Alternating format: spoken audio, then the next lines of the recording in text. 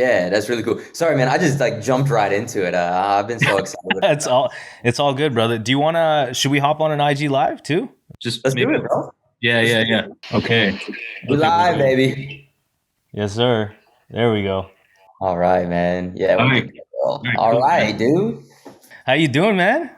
I'm good, man. Happy Friday. Happy Friday, man. On Yeah. the podcast, man. Really honored to be here. No, dude, I appreciate you, man. Welcome to the second floor, man. This has been a long time coming since AAC.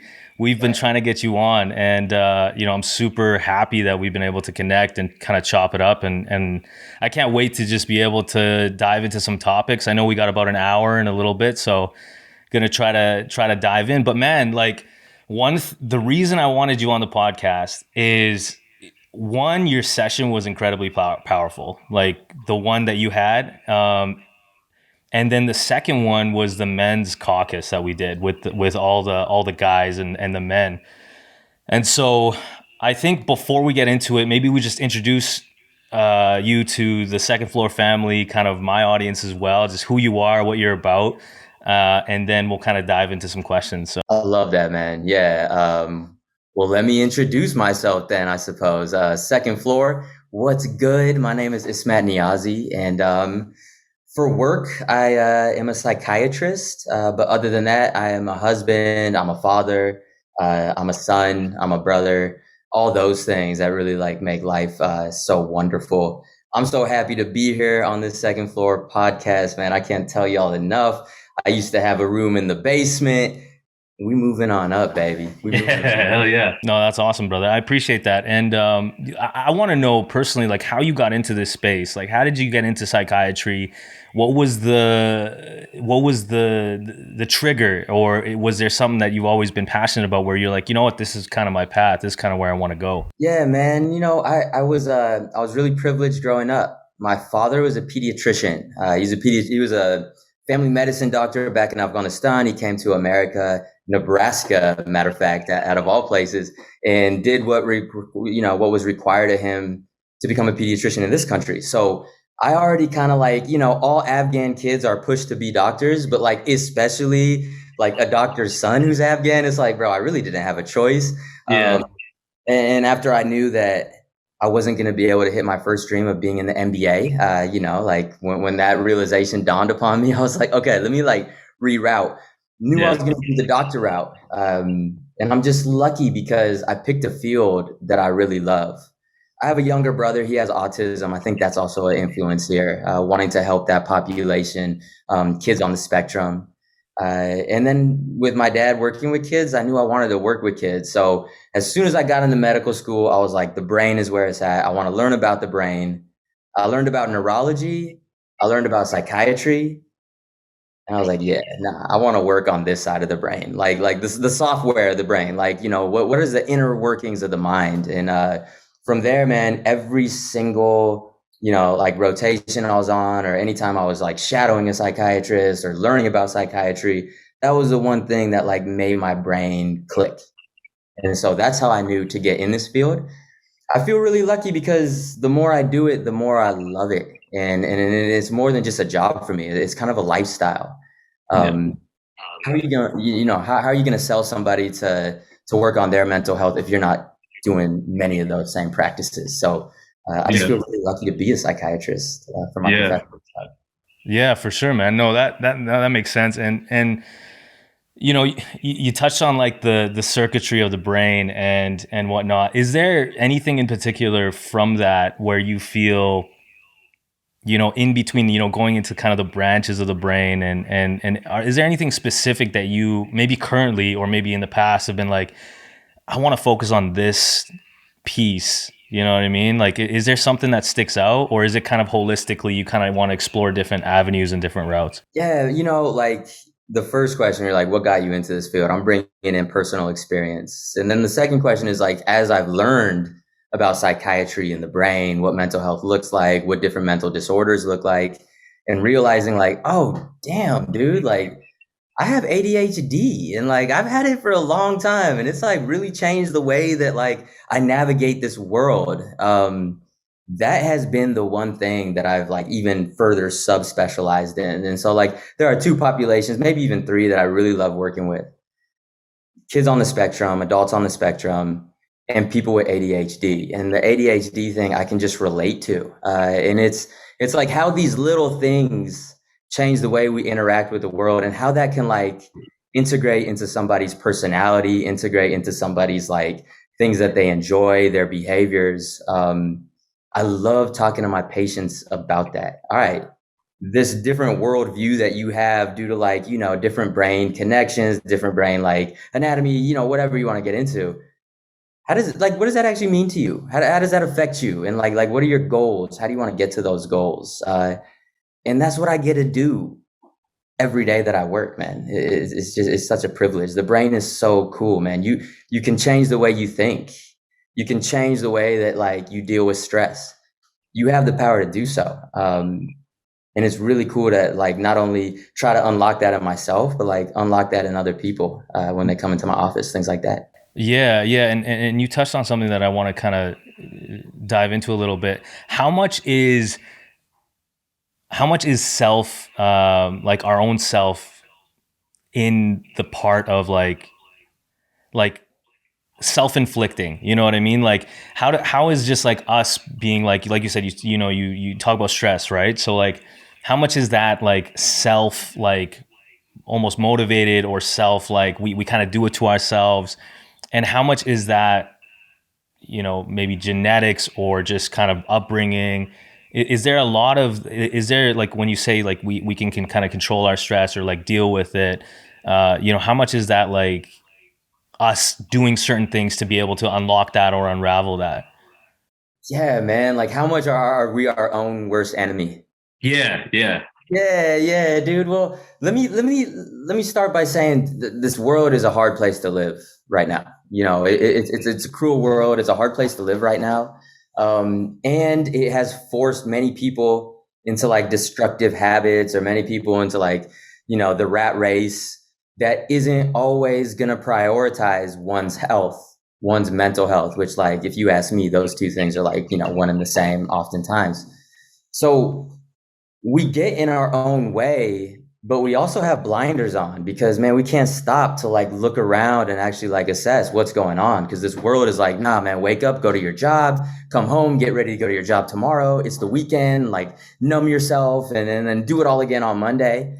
Um, so I think like the first thing is like looking inward and trying to understand, all right, if I'm like dealing with uncomfortable feelings like anxiety, or if like my energy is always low, or if my mood is like, you know, I'm angry a lot, or like just not feeling it a lot, and I just want to like, you know, be by myself, what might be going on? And like trying to look inwards can be really hard to look inwards. We have all these defense mechanisms, we have all these biases that, you know, we've developed in our life. And so sometimes it's helpful to do that with somebody else, like look inward with somebody else. And that can be support systems, that can be professionals. Um, but to answer the question originally, like how much of it is self-inflicted? Well, I think people just like develop different patterns that you have a really hard time getting out of, unless you have that moment of like, yo, something needs to change. And then even then, it's a journey to get where you want to get. And so like it's difficult, man. It's really Yeah, yeah, for sure. And what is that like? How much is that from your position in terms of your role and like what you do on a like a day to day when, you know, a client comes to you, you know, first time? How much is it, you know, prepping and research and kind of getting to know the person sitting across from you? And then when does that shift of like when you need to say, okay, we need to start implementing, you know, XYZ into your life, or we need to start finding these support systems? How much is that planning and prep to start doing the things that they need to do? Yeah, dude, that's a great question, man. Like, if it's like such a straightforward answer as like, all right, if you're sad, you take this med. If you're, then how come people don't just get better from it? Yeah, man, it is like the process. And what I always try to do is, yeah, when someone comes to me, the first thing I want to do is I want them to feel comfortable. I want them to feel like they can tell me things, because I don't know what I don't know. And if you're coming to me for help, you feeling comfortable and being able to like explain these things to me, that's going to be helpful for your goals. But then getting to know somebody is so much more than like, all right, tell me about your sleep, tell me about your appetite, what's your mood been like.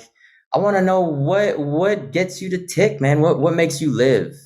We don't just need to talk about like what's the things that are wrong. Like what are when things are good, how does that look like? Because that's the goal. How can we get back to that place? And I usually meet with patients for an hour the first time I meet them.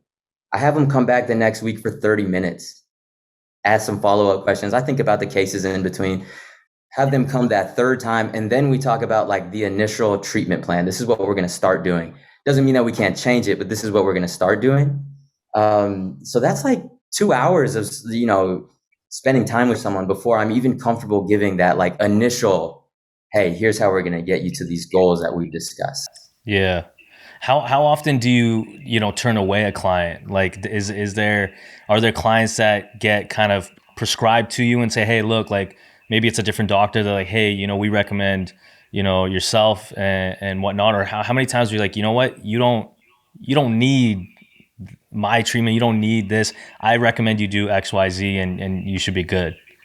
Dude, I absolutely at times are like, hey, do you want to take a medication? We can talk about medications. You might be able to do this without medications. And this is how that can look like. Because I view my role as like, I'm in service to my patients. And to be in service to my patients mean I got to give you all the knowledge that I have so you can make the right choice for you. Again, getting to know about everyone has their own culture, individual culture, family culture, ethnic culture. And so none of this is going to work if I'm battling against something you don't want to do. Yeah. I'm going to give you the information. I want you to make the decision. And then, from there, I want to work and meet patients where they're at. I can give a recommendation and they can come back and be like, I wasn't able to do it. And there's no judgment there. Like, hey, if you weren't able to do it, that's okay. Should we still work on that? Should we talk about something else? It's a service job. I think like, yeah. Doctors and even psychiatrists in the past, they can be really like, you need to do this and do this. And I hate that. I don't think that shit works, man. I think you really got to meet people where they're at and work with them. Yeah. And yeah, man, I feel that a lot. And especially in like, I want to get into, like, especially this year, especially like 2022. And obviously the last couple of years been kind of crazy, for the world. But how has the last couple of years in your profession has, clients' problems changed, or if they have at all? Like, how has COVID or just like the economy and like everything that's happening right now, how has that like impacted your clients? Dude, the pandemic has been really hard on kids, man. It's been really hard. I work with kids.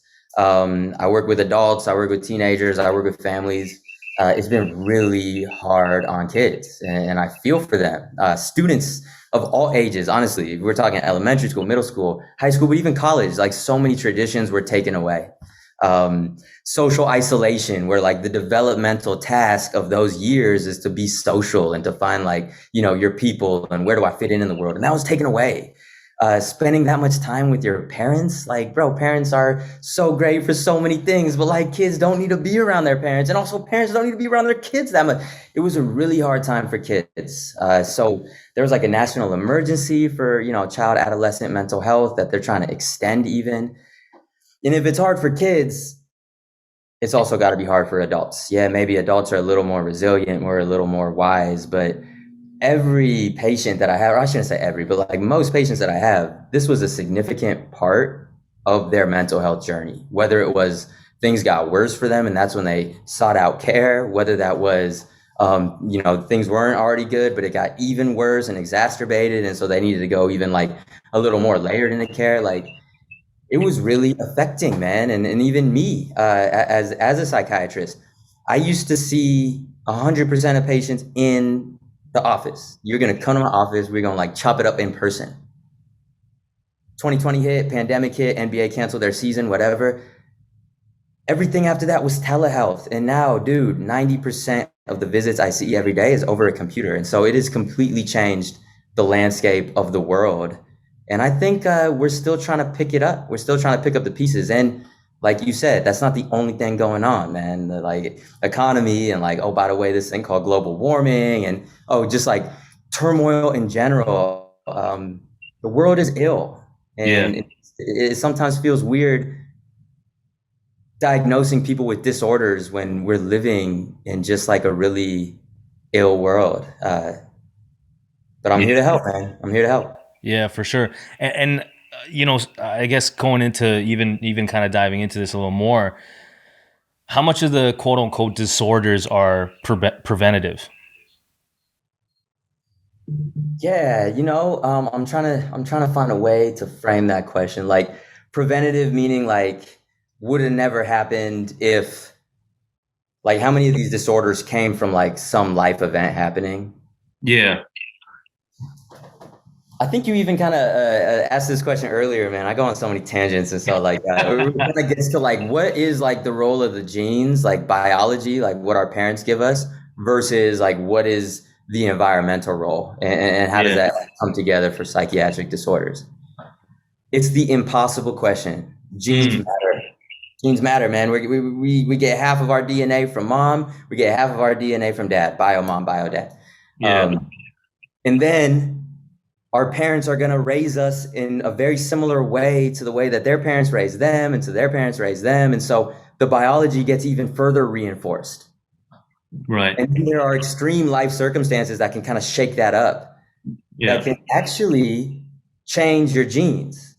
So like how you grow up, like what experiences you go through can go and alter your genes at a molecular level.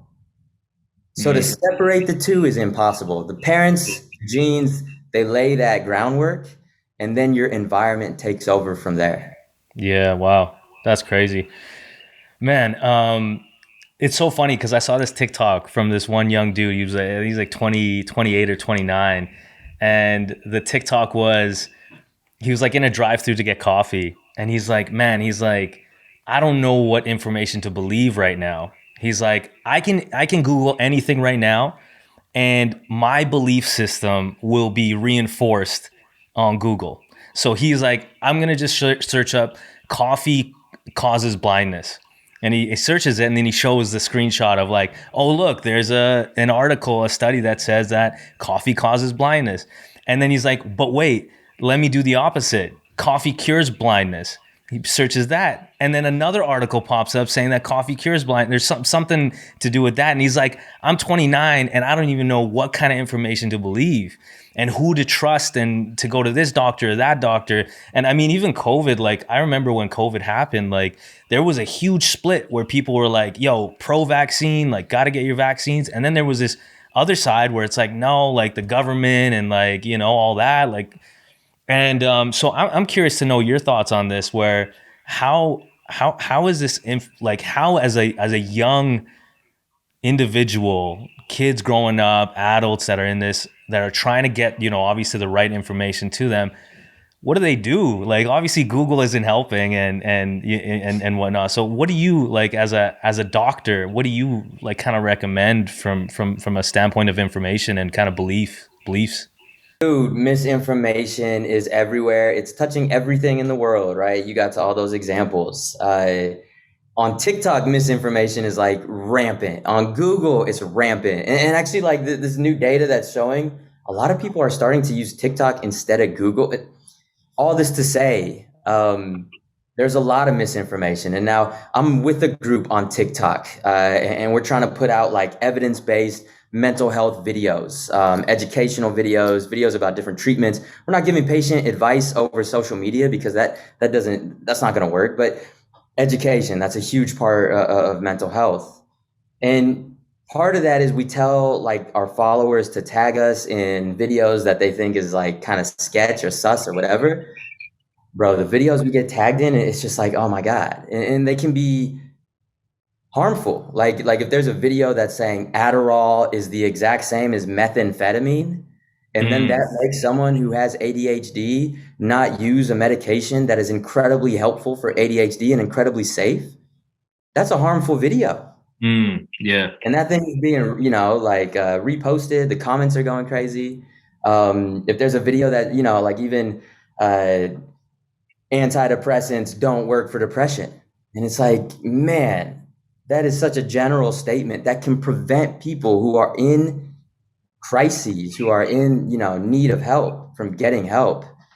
It's a problem. It's a problem. I don't think anyone has the answer to it. Yeah.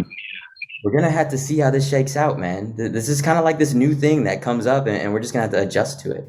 Yeah, because I feel like, man, like even just like the simple, for example, like a lot of my homies right now are on the carnivore diet.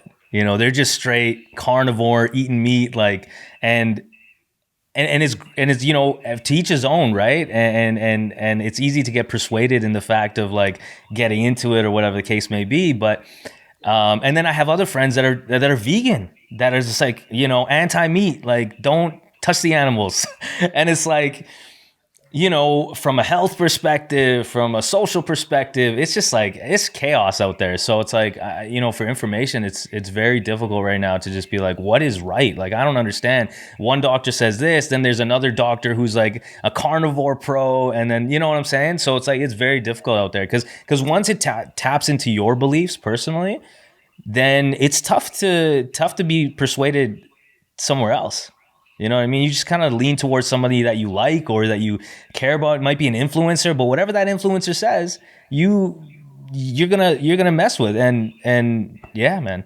And then the algorithm's gonna be like, oh, you like that one? Okay, like let me show you this one. Let me reinforce it. And it just snowballs. Yeah, dude, it's wild, man. It's wild. We're dealing with it in live time, and I don't know if we know how to like backpedal. So what I'm just trying to do is with this group, just try to put out, hey man, this is all evidence-based. Anything that we put on a video is going to be evidence-based. And what I tell my patients is Google it. Like, I want you to go into the forums, read up about it, get scared about it. If all these weird side effects, whatever, and then come back to me and let's talk about it. And let me be just like completely transparent with you. Because people are Googling this stuff anyways. Let's talk about it. Yeah, for sure. I wanna ask you this. Obviously, I'm obviously being on social media and whatnot. Andrew Tate? He's like the dude who looks like Austin Rivers a little bit. Yeah. Well, he's the dude that was kind of viral for the last, like, I don't know, for the last month, and like he's portraying his beliefs about men, and obviously he has opinions on women, and like, women should do this and men should be like this. And I just wanted to know what your thoughts were on the guy in terms of what he's kind of portraying and whatnot. But if you don't know, it's all good. Yeah, dude, I don't know. I know like he's a controversial figure. I know he said some at least the quotes, like pretty messed up things that, like, from the quote I read, I was like, ugh. Yeah. But man, I stay away from that. I do stay away from that in the social spaces. My social media is like, I need to know when the latest sneakers are dropping. Yeah. Like the NBA games and like what the highlights are. And like, I need to know like what is, like the latest like fashion and stuff like that. And I try to stay away from the other stuff because, man, the world is already a hard place to exist. And when you're putting that into the digital media and like entertaining into these things that just get you fired up in the virtual world, there's enough to get me fired up right here. Yeah, for sure. I think one thing that kind of what he showed kind of the world is that, men have problems. Men go through a lot, and the things that are kind of hidden and uncovered, and because us guys, like, I mean, I'm one of those guys. I don't like to talk about my feelings. I don't like to showcase them. I don't want to be, how you feeling today? Like, I don't want to talk about it, right? And so when he started talking about certain things, it just showed like people, like especially men that are looking and like craving for help, or at least craving for something to stick onto or believe.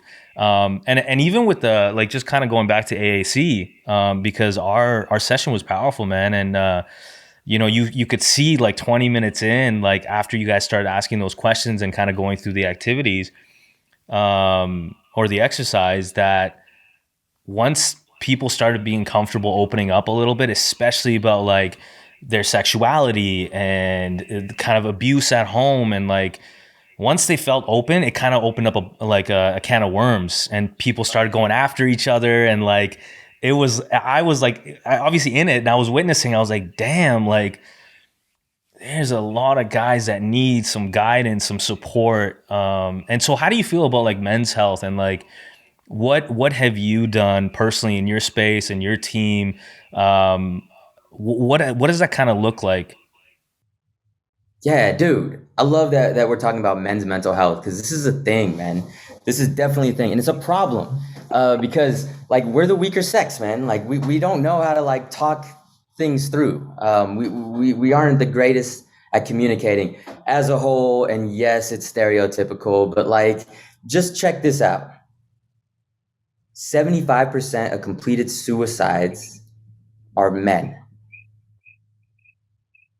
The reports of depression, like when people are reporting depression, whatever,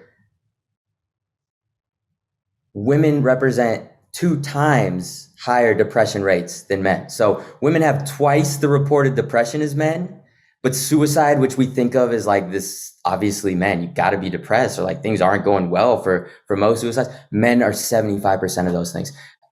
I don't know how to connect those two without going to the space of men don't know how to reach for help. A tenet of masculinity, toxic masculinity, might I add, do it yourself. Don't ask for help. Like you got to go get a task done. Go get that done. Don't you dare bother me by asking for help, with this, that, or the third. And that's the same with our mental.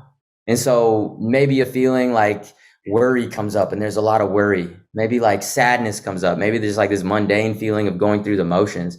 Instead of like stopping and being able to recognize I might be depressed, I might be anxious, maybe you just try to hide it with substances, right? Higher substance use in men versus women. Higher impulse disorders and like aggressive disorders in men versus women. So it comes out in different ways. And the mental health system is definitely a system that maybe hasn't addressed men's needs as well as it can. And how do you address a need when men in general have a problem like reaching out for help? I don't know, but this is kind of a new thing in mental health that we're trying to figure out how to reconcile these things. 75% of suicides, half the rate of depression. Help me figure it out. Yeah. And we're trying to.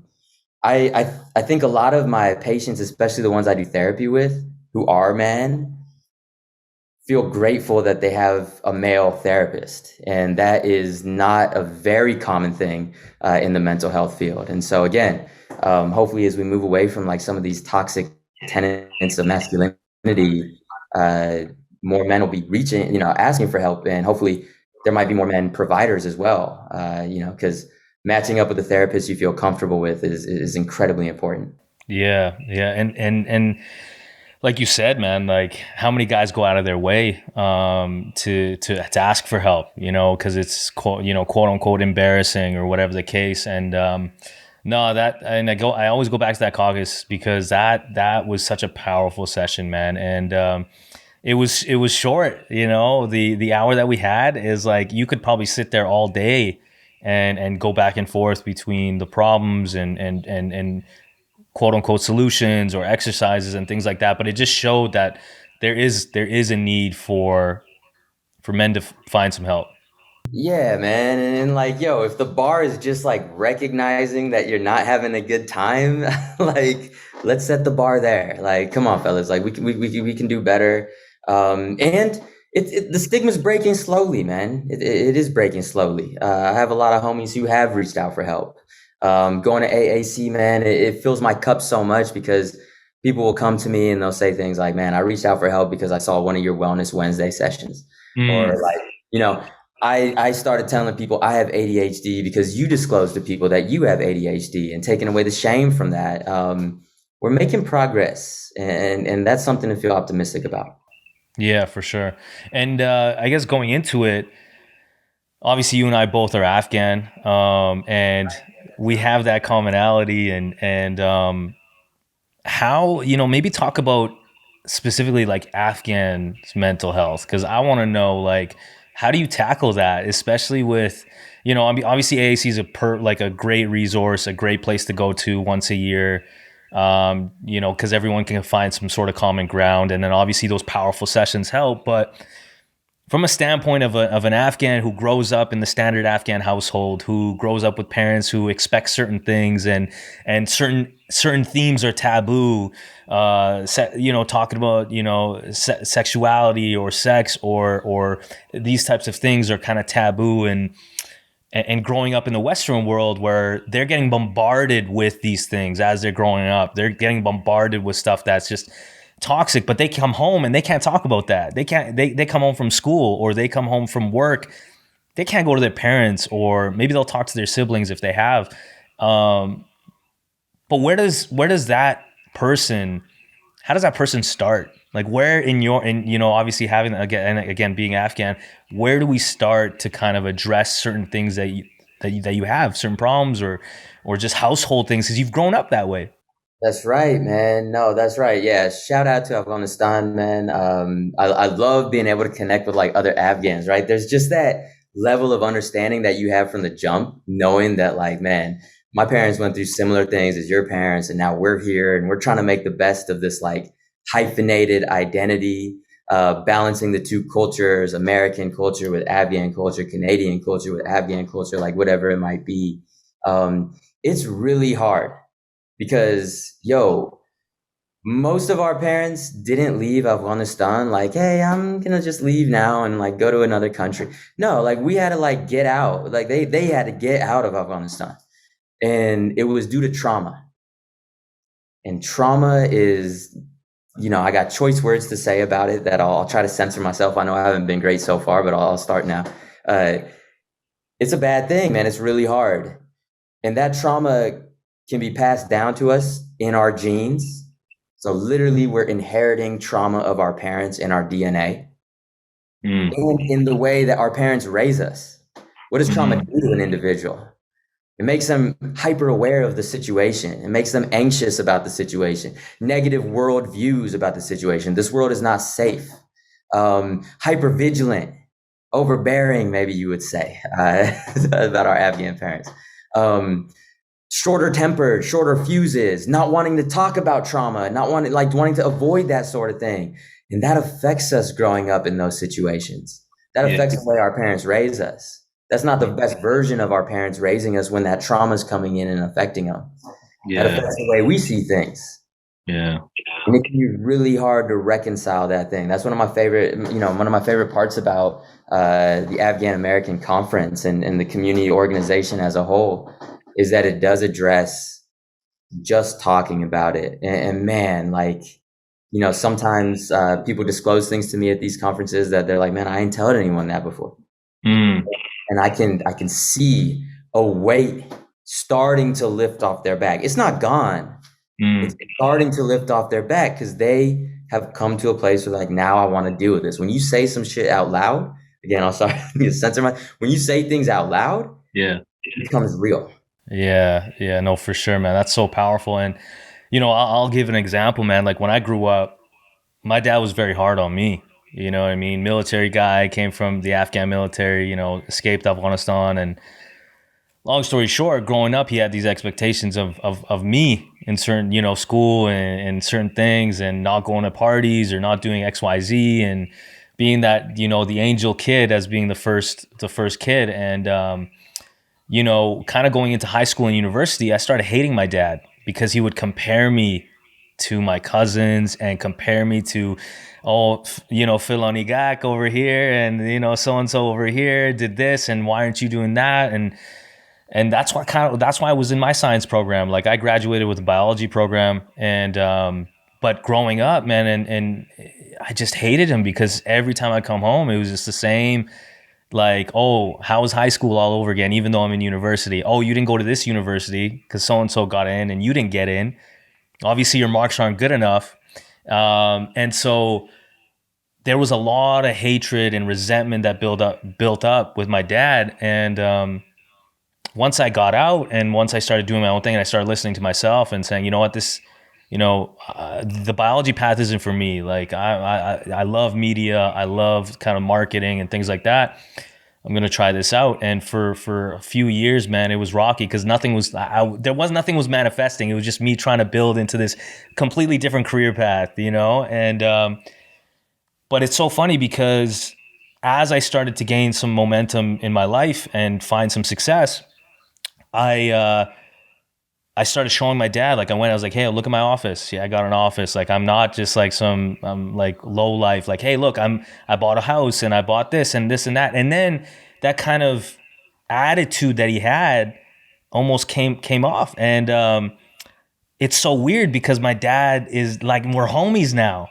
And I've never had that. And it's so weird to he's like a softie, and like he's being soft, and obviously maybe that's with age too, like he's growing older. And but man, like this whole like military dad that grew up and was so hard on me, and now I'm like, I'm homies with the guy, and it's like, it just like, it's such a weird thing that I still can't wrap my head around, you know what I mean? But Yo, like Cassius, appreciate you sharing that, man. Like yeah, that's a powerful story, and I'm sure if there's any Afghan like listeners out there, or even like hyphenated listeners, right, that's balancing two cultures, they'll relate to many parts of that. yeah, man. So I mean, you know, going back to it, like, yeah, my dad, and it's so weird. I just can't get that, the way he was growing up. I can't just completely erase it. And I guess not trauma, because he was a good father. No, I'm not gonna diss my dad, but he was hard at certain points, and there were certain points just that I just couldn't handle that. And I think he just wanted me to do well, and the way he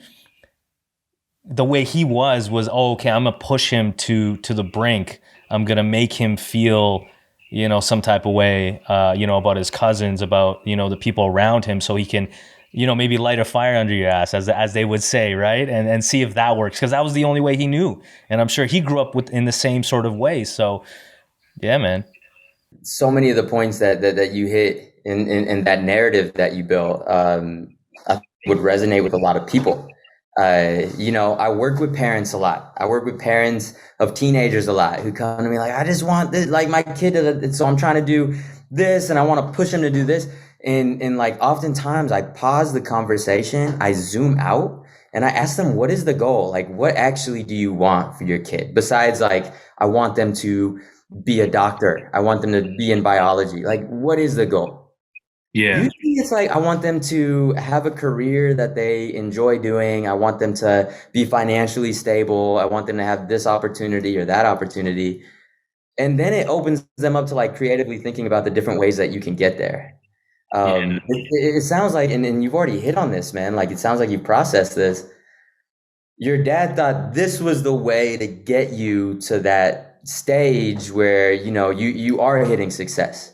And as soon as you showed him something tangibly successful, right? Like the office, like, yo, dad, look what I'm up to, started this company, like, check this out. His worries started to melt away, mixed with, you know, wisdom and age and all that stuff. But, Yeah.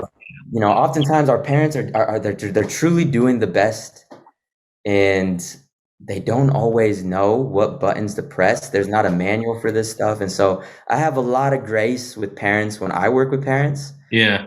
And especially when they're coming from a different culture. Yeah. This culture is different, dude. Yeah. And like, how do they not stumble and trip on how to raise somebody in this culture? I grew up thinking like my parents don't understand, actually. Like, they're telling me like I can't go out on Saturday and Sunday with my friends at high school. I'm not gonna have friends in high school if I can't go out on the weekends to have friends. Yeah. They don't understand. Yeah. But their whole thing was, I want you to learn that family is really important, and spending time with family should also be prioritized. And so it's just really hard. And I'm curious, how has your maybe belief system or your views, how have they changed as you've become a parent?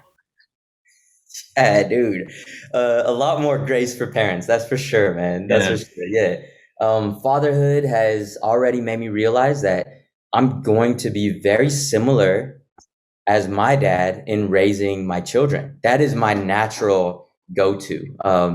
My dad, shout out Akhtar Niazi, the original Dr. Niazzi, like shout out to my dad. But he was like the puff your chest out, like don't make me raise my voice at you type. Right? Yeah.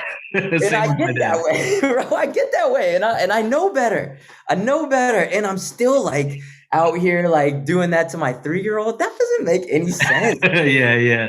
Any sense, but it is how I learned to be a father from my father, and I have half of my father's genes. How can I not fall into similar patterns? So it has just given me a lot more grace that like, yo, parents oftentimes, not always, but oftentimes, overwhelmingly, oftentimes are doing the best they can with what they have. Uh, Yeah. and for me, I'm just trying to like keep in mind, all right, what are all the beautiful things that my parents have given me, and how can I translate that into like a 2022 version of giving my kid those same things? Yeah, yeah, no, that makes total sense, brother. And I guess talking about, what do you see, like, is there anything you see kind of in your space where you see kind of the trajectory going in terms of kind of psychiatry in general, like the career path, or like certain things that have changed in psychiatry based on what's been happening over the last few years? Are there any different new methods of treatment or anything like that you can share with us? Even maybe if just something pops in mind in terms of certain methods and whatnot. So for example, for what I've heard is like a lot of, I don't know about like medical professionals, but obviously a lot of stuff has been geared towards fitness and health and getting exercise and doing more of that, and that's obviously been a forefront of a lot of things. But I want to know from you, just based in your kind of experience and kind of where you're at, what's kind of the trajectory of certain methods? Are there new methods coming out? Are there certain treatments? Maybe talk about that a little bit. Yeah, man. Like psychiatry, one of these things that had like an eruption of drugs in the 60s, maybe a little before this, like when like the first antipsychotics were coming out, an eruption of drug like in the 80s, 90s, when like, selective serotonin reuptake inhibitors were coming out. But really it's kind of paused until recently. Like you said, with fitness, like you said, with like nutrition, like the wellness component of mental health is being emphasized. I grew up in that era, so like that is something I talk with my patients about all the time. Okay, these medications that we use for depression, anxiety, they are symptom reducers. They are not cures. If it helps you get over the anxiety of going to the place and actually putting yourself through the event that makes you anxious to get the confidence to go through it again, it's doing its job. It's not going to cure anxiety. If it is making it, easier for you to feel less depressed so you can get out and get to the gym and go see the homies and do the social stuff, it is doing the job. And so that wellness component, realizing the kind of like limits of these medications, what to expect from them, what not to expect from them, that's definitely something that has augmented the field. And now, I say this with excitement, although it's not like FDA approved and all that stuff, but like, man, the age of psychedelics in psychiatry, it's coming back. It's Right. really exciting, man. Things like psilocybin, things like MDMA. There's real evidence for these things, and it's being studied. They have fast tracks by the FDA to gain approval for things like depression, for things like anxiety, for things like PTSD, for things like eating disorders. It's exciting. It's exciting. It's got a lot of people really excited about its potential benefits. Yeah, for sure. And how much of I guess your job, brother, is like doing certain research, or do you do any publishing of stuff yourself, of things that you guys work on with your team? Do you do that? I'm a clinician. Yeah. I see patients. That's what I love, man. I love connecting with people and trying to figure out like if I can be helpful to people, and like that's like what I do. Yeah. But some of my, like I have a homie that is a researcher, and he's part of that Psych Doc TikTok, our little TikTok page. Yeah.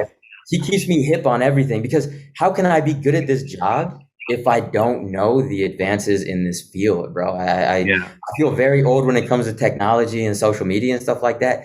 I can't feel very old when it comes to my profession, because if I'm doing that, then I might be holding back treatments that can help people. Oh, I'm going to touch on this last thing, and we got obviously 10 or 15 minutes, but I was watching a podcast with Dr. Joe Espinenza. I don't know if you know Dr. Joe Espinenza. He's a neurologist, but he was talking about, it was like a 20-minute kind of conversation, and it was really powerful. He was talking about stress, and he was talking about how if your thoughts can make you sick, then your thoughts can make you well. And his whole thing and his team, that's all they do is they kind of, they work with people and they kind of, work kind of backwards and reverse and kind of and he was talking about, like, it was very interesting because he was talking about the subconscious and the conscious and how certain tragedies that happen in your life and how people kind of extend that. You ask somebody, oh, why is he angry? Oh, something happened to him last week. 6 months later, oh man, he's being kind of rude. Why is he like that? Oh, 6 months ago this happened. And then 5 years later, oh man, this guy seems so bitter. Why is he so bitter? He's like, oh, that happened, 5 years ago, this thing happened. And he was just talking about how that the layers of the thoughts and kind of all that's happening. It was so interesting, man. But what are your thoughts about that? What are your thoughts about stress, and what are your thoughts about, like, your thoughts, I guess? Yeah, dude, man, this is cool. This is cool as like the last little talking point, because you're bringing together so many of the things we've already talked about before. How like personal narrative is really important. How trauma can affect us. How the environment can literally change our genes. How we can get into self-destructive patterns and not even know it. Hey, man, this guy is still affected from something that happened, a week ago. That wasn't that big of a deal. Oh, like 6 months ago, that was maybe a bigger deal. Oh, years ago, that trauma still. It ties together a lot of these concepts. So this is a really cool kind of last question to think about.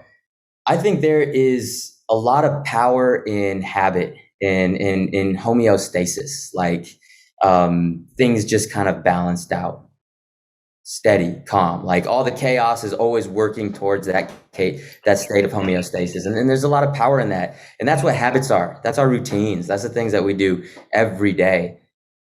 And we can change habits. I love the therapy modality of cognitive behavioral therapy.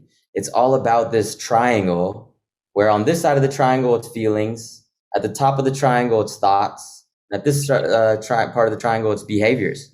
The way we think can influence the way we feel. The way we feel can influence the way we behave. And those are bidirectional arrows between all of them. All of those components can influence each other. So if they can influence each other for the worse, we can learn how to make them influence each other for the best. And I really do think that people can choose to live the life they want to live. And by choose, I don't mean it's as simple as like, I want to live like that, but putting in the work. And sometimes for, depending on your life circumstance, that work can be a lot harder than other person's work, right? We're talking about different levels of privilege. But you can change the way you think, to change the way you feel, to change the way you act. Yeah. And I truly believe it because I do it every day, man. And it's like the meds are one thing. But like when you have a therapeutic breakthrough with somebody and like you see their perspective change, that's where the power is. That's where the power is. Again, if the medications bring down the severity so you can do the work. Can you share a story, brother? Or maybe if you can't, it's all good. Because I know, that's obviously, might be a little bit sensitive. But do you have a story in kind of your, clients of that therapeutic like moment, or maybe you can share maybe. Man, I have like a common theme that I'll tell, like the people pleasing theme. Like so many people, like we want to please other people. We like literally are trying to do things that we don't want to do just to like make sure everybody else is okay. Some people do that to an extreme. And then like that can come with feeling like, all right, well, who's ever going to take care of me? If I'm doing all this for others, like who's going to take care of me? And right, like this is a really relatable kind of concept. And working through like developing that, well, you only get in life the things that you communicate, right? Like people can't read your mind. So how do you communicate your needs?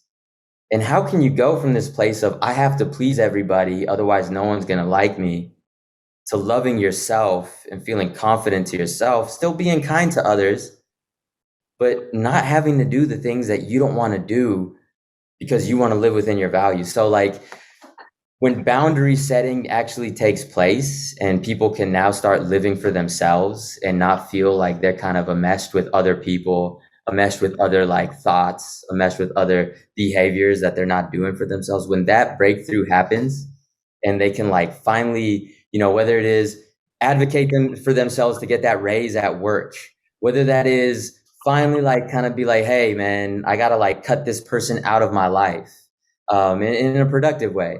Or whether that be like, hey man, I gotta put these boundaries up with my parents because they're just eating at my mental health. They're just like eating at it. And I gotta put this boundary up that respects them, but also protects myself. Like when that moment happens, and it does, it's everlasting. It's everlasting. And it feels really cool the next week to have it, reinforced in a different way. Oh, now I put this boundary up over here, or reinforced in a different way. Like, oh, now I'm living for myself in this way.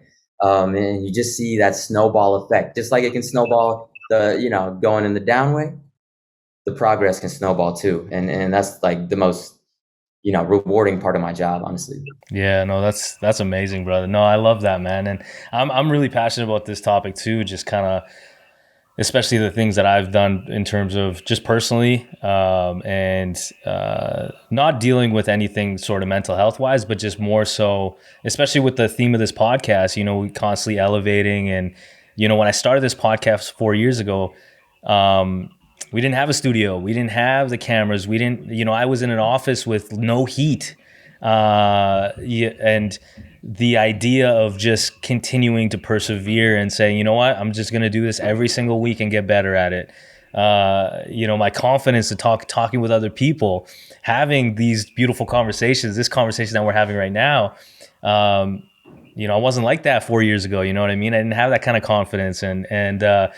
So I think just from like thoughts itself and that self-belief is really, really powerful, man. In just kind of obviously on the professional side and even just being open to that and just being open to the fact of, hey, you know what? I can get better, or I can do better, or I can manifest certain things. And I know it's cliche to say, obviously, positivity and whatnot, but honestly, it's so true, man. Like some stuff isn't manifested right now in your life, but that doesn't mean it's not going to happen 4 years later or 3 years later, whatever the case may be. And yeah, man, I'm a super believer in the fact of like what you think is so powerful, and the daily mantras you tell yourself, or the daily habits that the small things like drinking water every day or going for a walk every day. And that shit compounds, man. And it compounds into a snowball years later. Might not be big right now, drinking water or going for a walk or doing a podcast every single week. Who's going to listen to this? Who's going to listen to my Instagram live? Who's going to listen to this podcast? But just doing that every single week to build that momentum. It's like, no, you know what? I will have a dope office one day. I will have like a studio. I will have people that listen to this. I think it's super powerful, man. So yeah, man, dude. I always appreciate people who are going into fields that are less structured, because like I feel like me getting to this route was an easy route. They told me what I had to do, then they told me the next thing I had to do. And so I just want to show you some love, Qashus, and then like, shout you out that you went against that, bro, and you totally like lived your truth and you kept pushing yourself. And by doing that, man, you're not only like showing your little brother who you got in the music video, which is so dope, but there are other pathways to getting there. Yeah. But dude, you're showing like a lot of kids who look like you, who look like me, that you don't have to be a doctor, an engineer, or a pharmacist, or like whatever the three choices are. Yeah. Be successful, and there are these other routes. So I really appreciate you for that, man. Oh man, I appreciate you, man, for saying that. And I appreciate this conversation, man. And just kind of wrapping up, I just want to say, what do you want to leave, our audience, maybe just some things you want to leave, and kind of your socials if someone wants to reach out to you, but just maybe one last thing, like how, anything you want to leave for the audience and people listening. Pushing yourself to feel uncomfortable is an absolute necessary part of life. Like even you're talking about your story. How much uncomfortability did you have to go through to get to where you're at, and how you continue to push yourself to continue to grow. There is no growth without uncomfortability. When I talk about the medications for psychiatry, it brings down the severity so then you can push through it with the work, whatever it is, like, doing this podcast, bro. I don't have any like experience with like interviews and like what I'm trying to talk about, but yeah, all right, it might be a little uncomfortable. Maybe I was a little nervous at the beginning of it. I settled in, and that's important. That's how you build those skills. And so pushing yourself to be uncomfortable is such a valuable part of life, and taking care of your mental health and your wellness, I think, can allow you to do so. So plug for mental health, plug for being uncomfortable, and plug for that Mamba mentality, growth mindset. Better today than I was yesterday. Love it, man. Love it. Yeah. No, that's dope, man. No, I appreciate that, man. And if someone wants to reach out to you, how can they kind of get a hold of you? Where can they find you? Maybe plug that in right now, especially for those just listening.